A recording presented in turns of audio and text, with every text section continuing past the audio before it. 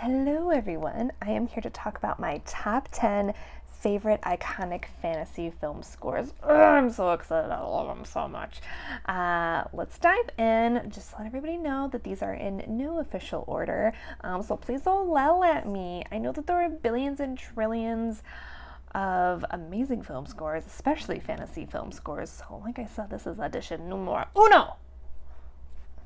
So don't panic. Please share with me if you have any ones that you know most def need to go on our future editions. So anyway, let's get started. Harry Potter and the Deathly Hallows, Part 1 and or 2 / Sorcerer's Stone. Oh, it's nominated for an Academy Award, obviously, because I actually have the Hedwig's theme on my ribs tattooed for Evs.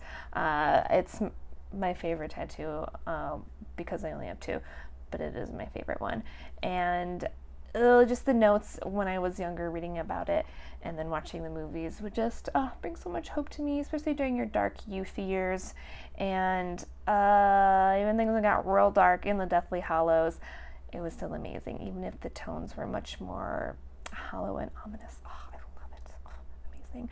Number 2, Pirates of the Caribbean, Curse of the Black Pearl. Medallion Calls is probably the most recognizable tune, and it's just so swashbuckling amazing. I mean, there's so much dynamic behind the arrangement, but it's not overwhelming where you're just like, I can only hear those once. I just love it. And it kind of continues on through the rest of them, but that is one of my favorites. And you just hear it and you're like, oh, I want to get in a sword fight and I want to stab a pirate, but in a good way. Anyway, number 3, Chronicles of Narnia. The battle, Hedwig and Williams. Getting pumped for battle.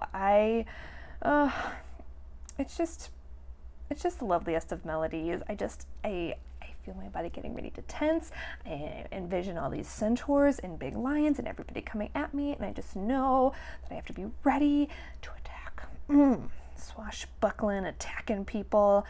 Number 4, The Hobbit, An Unexpected Journey. The adventure begins. Howard Shore. Amazing. So beautiful. I want to pack up my leather satchel. I want to get some crumbly bread from the elves. I want to pack it up with some jam, and I want to go on an adventure with all of them. I was going to list them all really quick, but I don't think I know all of them off the top of my head, but Bilbo and company. It's just amazing. If you haven't seen all the Hobbits, please do so. See the Lord of the Rings, then see the Hobbits. We'll talk about the Lord of the Rings in a second.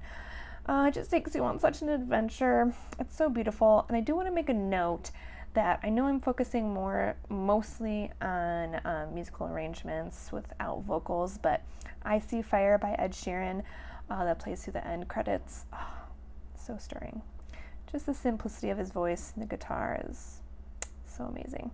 Number 5, Hook, Flight to Neverland. Flight to Neverland.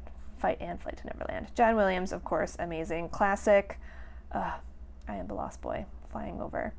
And I am going just to, turn into Wendy? Yeah, that sounds good.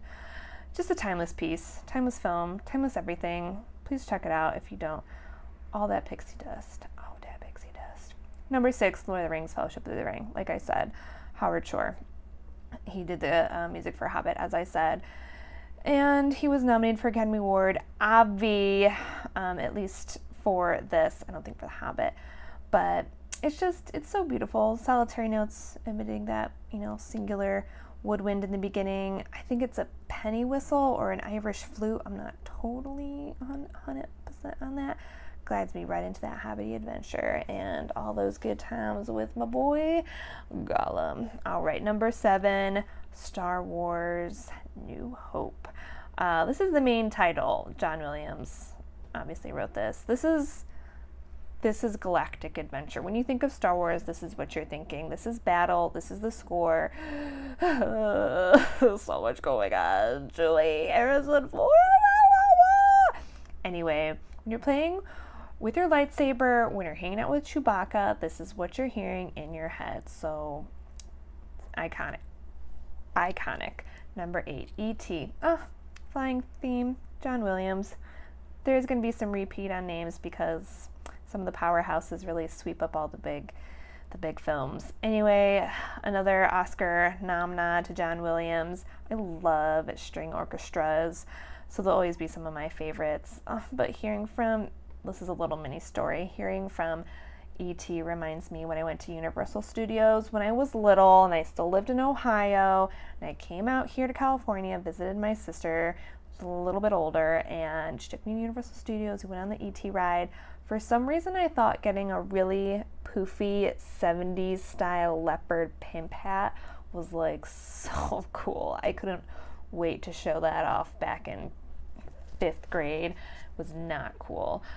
Anyway, I still wore it for the entire trip. All the photos are featured in it anyway. It reminds me of that, and it was a great, amazing, wonderful time, and I'll always remember that. So, poor choices, best memories. All right, number 9, Casper. Casper's Lullaby, James Horner. Next is string orchestras. I love piano solos. Piano is my instrument, but so beautiful and so fittingly haunting. It always reminds me of when little Devon Sawa had a little blonde McDonald bang haircut walking down the staircase looking so yum. Christina Ricci didn't even know how good she had it, and I hated her and I hated her and I hated her because of it. But I have grown and my resentment has come to a smolder. Anyway, Casper, so heartbreaking when he tells about his dad who wanted to just play with him in his sled.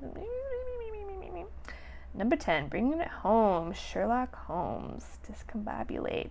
Hans Zimmer. Hans Zimmer really likes to utilize traditional instruments and theorizing a lot of other things with it. Not surprising he was nominated for an Academy Award. It's an incredibly distinctive tune. Any music that defines a genre, in this case, 19th century detective bromance, it's always going to be iconic. I listen to it now. I just want to be like, with my bowler hat, just kind of, and being charmingly sociopathic and just reading everybody up and down like Sherlock does. And anyway, I love it. I love all of these. Please check them out. If you haven't already, please share with me ones that you love, ones that you disagree with, ones that are so much better, all that kind of stuff. I need to hear about it. All right. Thanks, everybody. We'll talk to you soon, okay?